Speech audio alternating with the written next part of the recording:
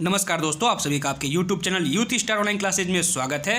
दोस्तों, जैसा कि 14 फरवरी को KVS TGT संस्कृत का एग्जाम कंप्लीट हो चुका है, तो इस वीडियो में हम लोग बात करने वाले हैं KVS TGT संस्कृत की कट ऑफ के बारे में। इस बार आपका सेफ स्कोर कितना रहने वाला है, आपके पेपर का लेवल कैसा था और कितना नंबर आपका रहेगा, ताकि आपका फाइनल सिलेक्शन आराम से हो जाए। सभी बातों पर विस्तार से चर्चा करेंगे। चलिए शुरू करते हैं इस वीडियो को। तो दोस्तों, सबसे पहले KVS TGT संस्कृत की जो पोस्ट डिटेल्स है उसको थोड़ा देख लेते हैं, उसके बाद कट ऑफ की बात करेंगे। तो दोस्तों, KVS ने जो 2022 में अपनी वैकेंसी निकाली थी, वो वैकेंसी आपकी टोटल 13,404 पोस्ट पे निकाली गई थी। इस 13,404 पोस्ट में जो TGT की पोस्ट थी वो थी 3,176 पोस्ट, और इस TGT के 3,176 पोस्ट में संस्कृत की पोस्ट थी 245। ठीक है, और TGT संस्कृत के 245 पोस्ट के लिए जो आपका एग्जाम कराया गया है वो कराया गया है 14 फरवरी को सेकेंड शिफ्ट में। ठीक है, बात करें आपके पेपर के लेवल की, तो आपका पेपर का लेवल पूरी तरह से मॉडरेट टू हार्ड था। ठीक है, पेपर के में जो क्वेश्चन बनाए गए थे वो क्वेश्चन पूरी तरह से या तो मॉडरेट थे या तो फिर टफ थे। आगे बात करें कि एवरेज अटेम्प्ट आपका कितना रहने वाला है सब्जेक्ट वाइज। सबसे पहले बात करेंगे इंग्लिश की। तो दोस्तों, इंग्लिश में 10 प्रश्न पूछे गए थे 10 नंबर के लिए। ठीक है, और यहाँ पर जो आपका मैक्सिमम कैंडिडेट्स जो हैं वो 6 क्वेश्चन अटेम्प्ट तो सभी ने 100% किए होंगे, इसमें कोई दो राय नहीं है। सभी ने पूरे प्रश्न को अटेम्प्ट किया होगा, एक प्रश्न भी किसी ने नहीं छोड़ा होगा, क्योंकि इसमें नेगेटिव मार्किंग नहीं थी।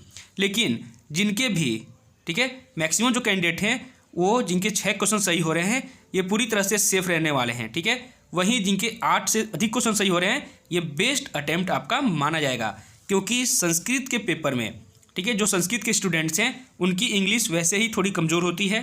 ठीक है, क्योंकि वो शुरू से ही हिंदी मीडियम्स के होते हैं, तो उनकी इंग्लिश पहले से ही कमज़ोर होती है। तो इसमें जिसके भी 6 से अधिक ठीक है 6 के आसपास अगर क्वेश्चन अटेम्प्ट है इंग्लिश में तो बहुत ही बेस्ट कंडीशन है। लेकिन जिसके 8 क्वेश्चन सही हो रहे हैं वो पूरी तरह से बहुत ही बेस्ट माना जाएगा। वहीं बात करें हिंदी की, तो हिंदी में 10 प्रश्न पूछे गए थे 10 नंबर के लिए। जो मैक्सिमम कैंडिडेट्स हैं उन्होंने 8 क्वेश्चन आराम से सही कर लिया होगा, जबकि जिसके 9 क्वेश्चन सही होंगे वो बेस्ट अटेम्प्ट माना जाएगा। वहीं बात करें जनरल अवेयरनेस करंट अफेयर्स की, तो इससे भी 10 प्रश्न पूछे गए थे। मैक्सिमम कैंडिडेट्स ने 6 क्वेश्चन आराम से सही कर लिए होंगे, जिनके भी 7 क्वेश्चन सही होंगे वो बेस्ट अटेम्प्ट माना जाएगा। वहीं बात करें कंप्यूटर की, तो कंप्यूटर से 5 प्रश्न थे। ठीक है, जो मैक्सिमम कैंडिडेट है उन्होंने 3 क्वेश्चन आराम से अटेम्प्ट कर लिए होंगे, सही किए होंगे। ठीक है, लेकिन जिनके भी 4 क्वेश्चन सही हो रहे हैं वो बहुत ही बेस्ट अटेम्प्ट है। वहीं बात करें रीजनिंग की, तो रीजनिंग से भी लगभग 5 प्रश्न पूछे गए थे। ठीक है, 5 नंबर के लिए, जिसके भी 4 नंबर हैं। ठीक है, ये गुड अटेम्प्ट है। लेकिन जिनके 5 पूरे जिनके रीजनिंग के जो क्वेश्चन थे वो बहुत ही ईजी थे, बहुत टफ नहीं थे, थोड़े टाइम टेकन थे, लेकिन ईजी थे। थोड़ा समय देने पर आराम से सॉल्व हो जा रहे थे, और टाइम आपके पास बहुत था, 3 घंटे का पेपर था। ठीक है, और थोड़े रीजनिंग के ही क्वेश्चन ऐसे थे जो टाइम टेकन थे। ठीक है, तो लगभग अगर आप थोड़ी सी आपने समय दिए होंगे तो लगभग 4 क्वेश्चन आपके सही हो सकते हैं। लेकिन जिनके भी 5 क्वेश्चन सही हो रहे हैं वो बहुत ही बेस्ट अटेम्प्ट इसमें माना जाएगा रीजनिंग में। वहीं बात करें CDP की, तो CDP में 40 प्रश्न पूछे गए थे। मैक्सिमम कैंडिडेट्स ने 28 क्वेश्चन इसमें सही कर लिए होंगे, लेकिन जिसके 32 क्वेश्चन सही हो रहे हैं ये बेस्ट अटेम्प्ट रहेगा CDP में। वहीं बात करें सब्जेक्ट स्पेसिफिक की, तो 100 प्रश्न पूछे गए थे 100 नंबर के लिए। मैक्सिमम कैंडिडेट्स ने 65 क्वेश्चन आराम से इसमें सही कर लिया होगा, लेकिन जिसके 75 क्वेश्चन सही हो रहे हैं या इससे अधिक हैं वो बेस्ट अटेम्प्ट में रहने वाला है। तो टोटल आपके 180 प्रश्न पूछे गए थे 180 नंबर के लिए। मैक्सिमम कैंडिडेट्स के 120 के आसपास नंबर सही होने वाले हैं, लेकिन जिसके 140 के आसपास हैं, 140 या इससे अधिक हैं, वो बहुत ही बेस्ट अटेम्प्ट है और पूरी तरह से सेफ रहने वाले हैं 140 मार्क्स वाले। ठीक है, अब बात करते हैं इंटरव्यू के लिए। तो दोस्तों, इंटरव्यू के लिए 120 वाले को भी कॉलिंग की जाएगी और 140 वाले को भी। ठीक है, यानी 120 के जिसके भी ऊपर मार्क्स हैं, 120 से जिसके भी ऊपर हैं, इन सबको कॉलिंग की जाएगी इंटरव्यू के लिए। लेकिन इन दोनों में अंतर यह है कि जिनके 140 मार्क्स हैं इनको इंटरव्यू में कम मेहनत करनी होगी। अगर इनके इंटरव्यू में कम मार्क्स भी आते हैं तो इनका सिलेक्शन 100% हो जाएगा।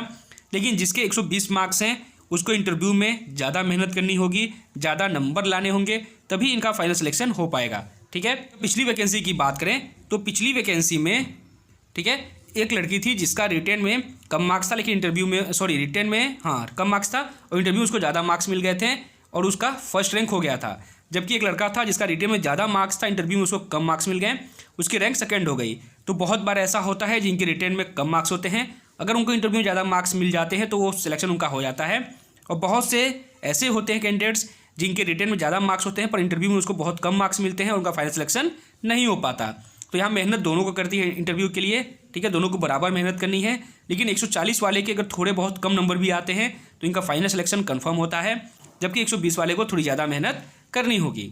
अब बात करते हैं दोस्तों आपकी कट ऑफ की कि 2022-23 का जो आपका एग्जाम ये हुआ है, इसमें आपकी कट ऑफ कैटेगरी वाइज कितनी रहने वाली है इंटरव्यू के लिए। तो सबसे पहले बात करें जनरल कैटेगरी की, तो जनरल में अगर आप हैं और आपके 120 या इससे अधिक मार्क्स आ रहे हैं तो आप पूरी तरह से सेफ रहेंगे इंटरव्यू के लिए। वहीं बात करें EWS की, तो अगर आप EWS कैंडिडेट्स हैं और आपके 112 या इससे अधिक मार्क्स हैं तो आप पूरी तरह से इंटरव्यू के लिए सेफ रहने वाले हैं। वहीं OBC की बात करें तो OBC के जो कैंडिडेट्स हैं उनको चाहिए 115 या इससे अधिक मार्क्स। अगर आपके 115 या इससे अधिक मार्क्स हैं तो आप पूरी तरह से इंटरव्यू के लिए सेफ रहने वाले हैं।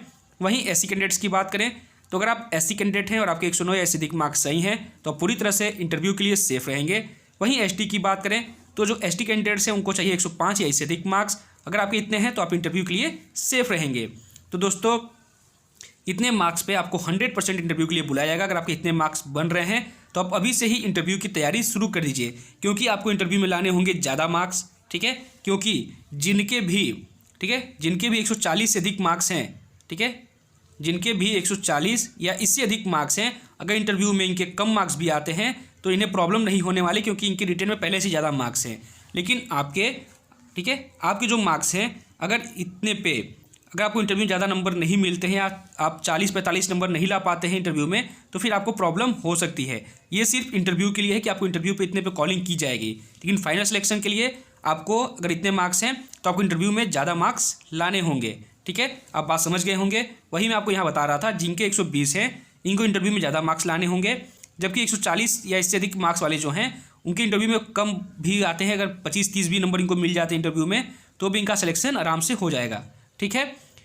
तो दोस्तों आज की वीडियो में बस इतना ही। अगर वीडियो अच्छी लगी होगी तो इसको लाइक कीजिएगा, अधिक से अधिक शेयर कीजिएगा, चैनल को सब्सक्राइब जरूर कर लीजिएगा। धन्यवाद।